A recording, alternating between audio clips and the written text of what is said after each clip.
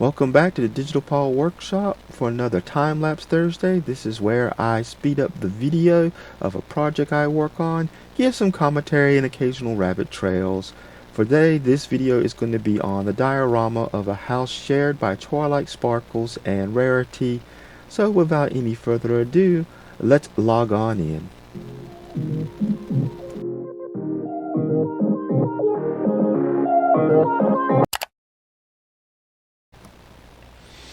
And as you remember my Applejack diorama I did a while back, this is going to be a continuation of that set. And right here I am lining up everything because I want to make sure that I can, when I get done, that I can just piece them together. So it'll be like that could be one whole piece as well as separate pieces. And glue the back to the bottom and just use the clamps to keep everything kind of lined up straight. Now, one reason why it's two different colors is because the Dollar Trees, they haven't been keeping these in a lot lately, and the only thing they had in left was one white and the rest were black, and so I had to pick up one of each. Now I used the white for the bottom for the simple reason is that way when looking straight forward you can see it gives a little bit more unity. Yeah, I use a ruler instead of a brayer here and making sure everything fits. I just did not feel like having to pull my brayer out. It's in my art box. It's kind of buried at the moment. And so I just go through.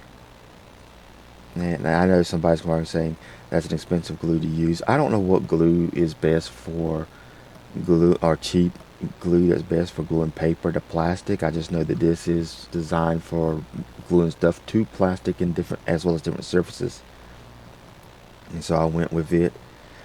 And of course I also do the back and make sure the paper is lined up correctly. It should, well, you would think, because the piece is square but the paper is not as rectangle, and even though I cut it down it's still a rectangle. It's one reason why I had that piece that kind of bends up down there at the bottom, is to kind of fill in the gap where this one wouldn't. Yes, the little house I picked up at the Dollar Tree. I figured this would be a good size for My Little Pony. It's slightly smaller than what you actually need for the figure, but I figured it'll still work. I didn't know it was smaller until after I took it out and I put some pieces in.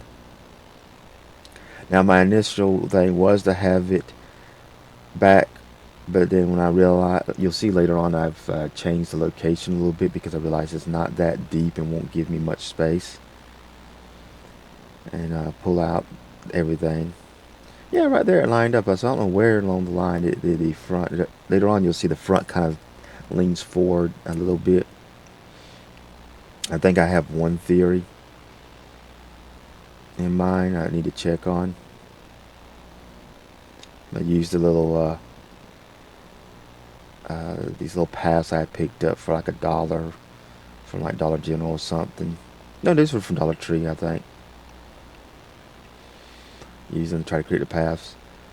Now this is where I decided I want to move this up because the second floor of this house is not necessarily level, and I need to put a board in. I figure I don't want to cut the board two ways, as you can kind of see there. The house ain't level, and I want to put the board in, but I didn't want to cut the board short because I realized this is not a lot of space, and so I decided to move the house up to give me more space, which is good too because the bottom floor didn't have much. Yeah, I need a some tools specifically for doing craft work because some of mine are just too big, and I'm sitting there trying to figure out how to level everything out. And I think I end up really, I went up going like, yeah, 3 popsicle sticks is about the depth of the height for that thing. So I just go through and I just basically want to make sure, I want to be able to make sure a little bit shorter than the actual length,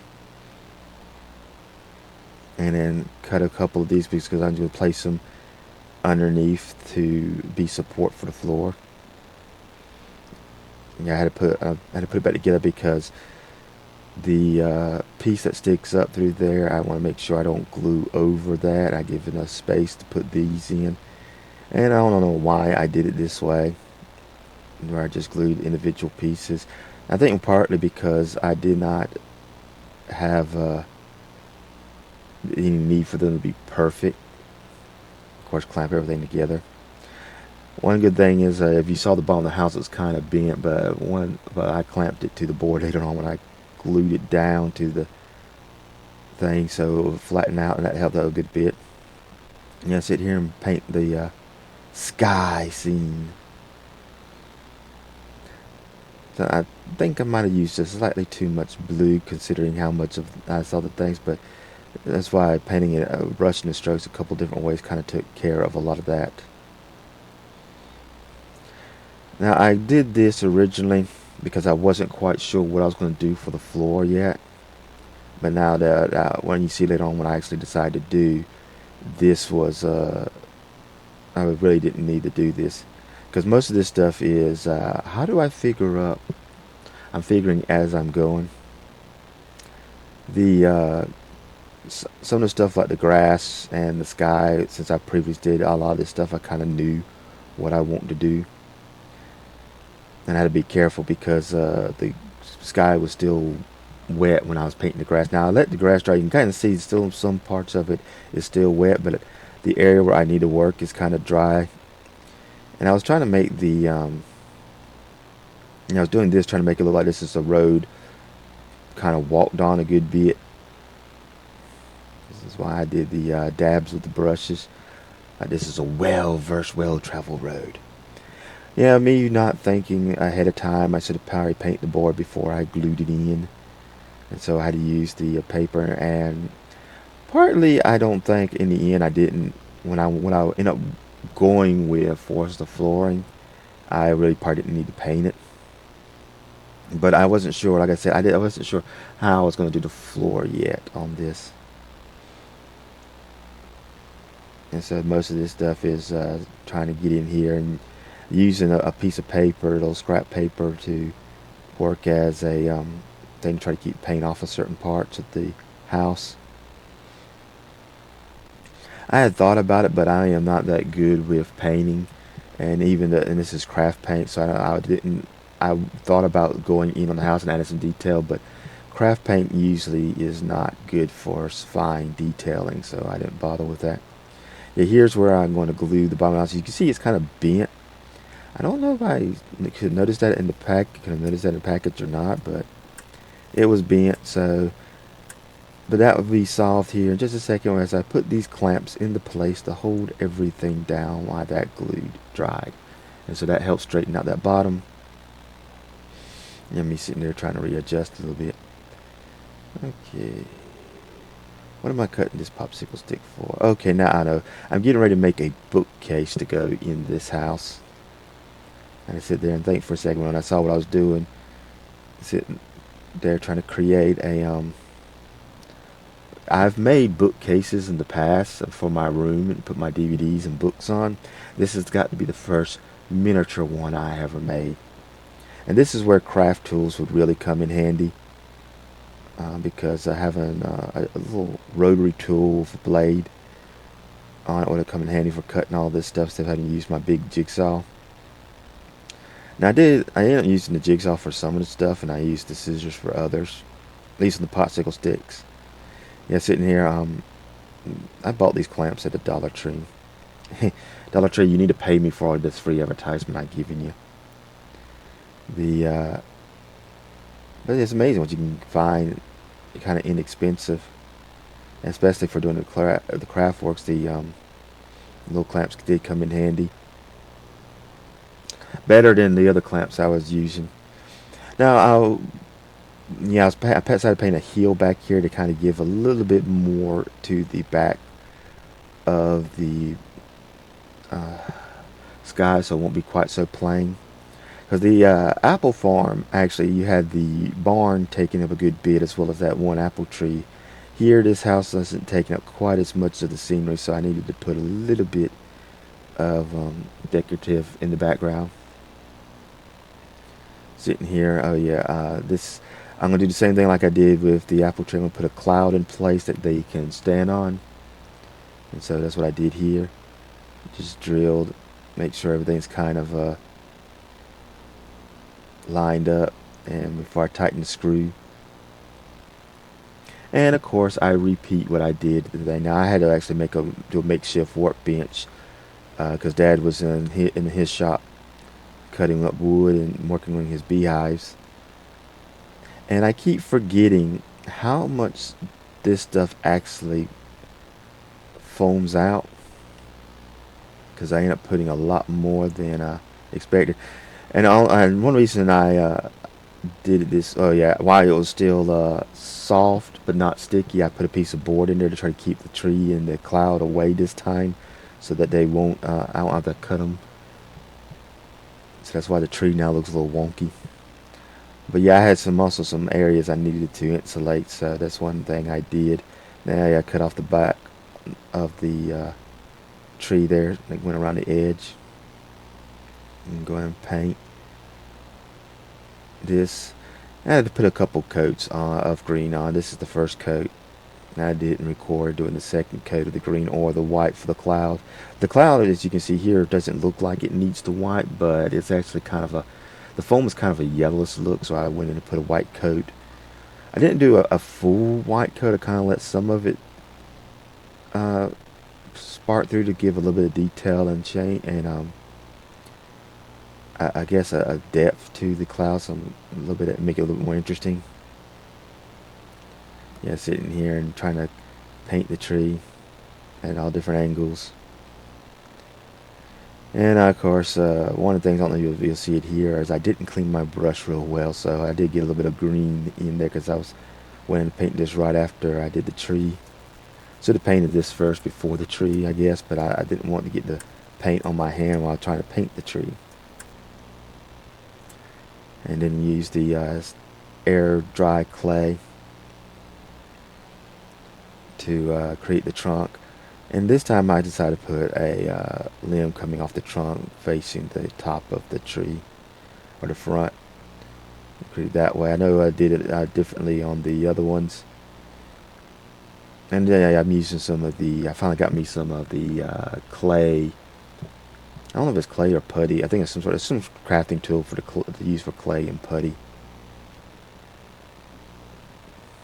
And this time I didn't even bother waiting for the clay to dry to paint it. And it still turned out pretty good, even though I didn't wait fully for it to cure over day. Now I bought these while the Christmas stuff was still out, and they got them on sales.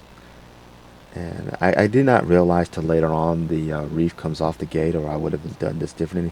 And what I should have done also was I should have opened these up earlier and decided where I want them before I glued everything down. That's one reason why the front there is as off as it is that I didn't have a clear idea of where I was going to put these yet. You put the side gate. I should have put some of the gates there on the side, right there where I'm gluing, instead of the greenery. It would have made more sense. And then looking back in hindsight, I'm going to put some of this greenery around the edge here to give it a little bit of like some bushes and stuff growing.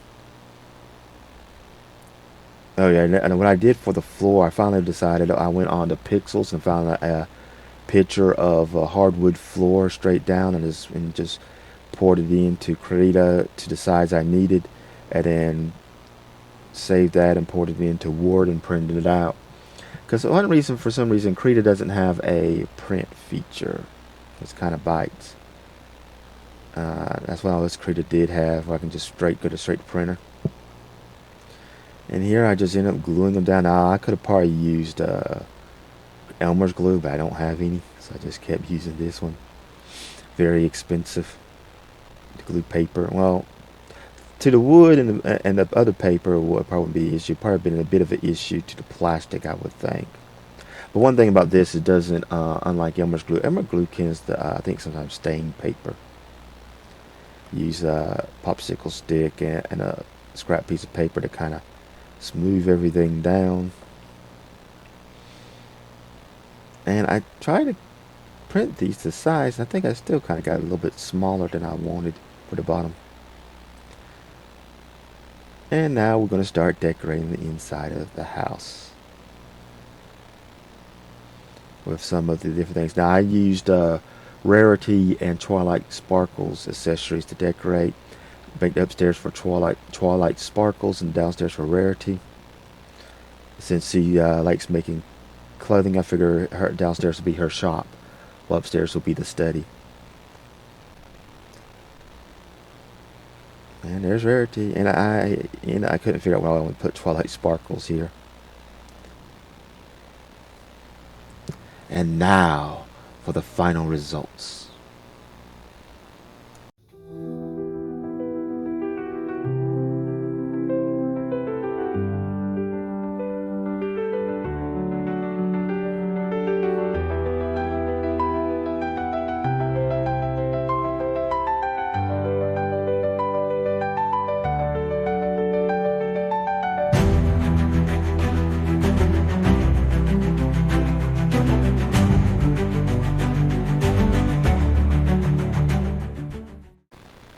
And as you probably saw, I did not paint part of the back of that tree. I totally missed it and did not realize it till after I filmed the scene and saw it for myself. And I might go back and repaint it, or I might trim the tree up, because as you can tell, the tree kind of gets in the way with the Applejack diorama tree.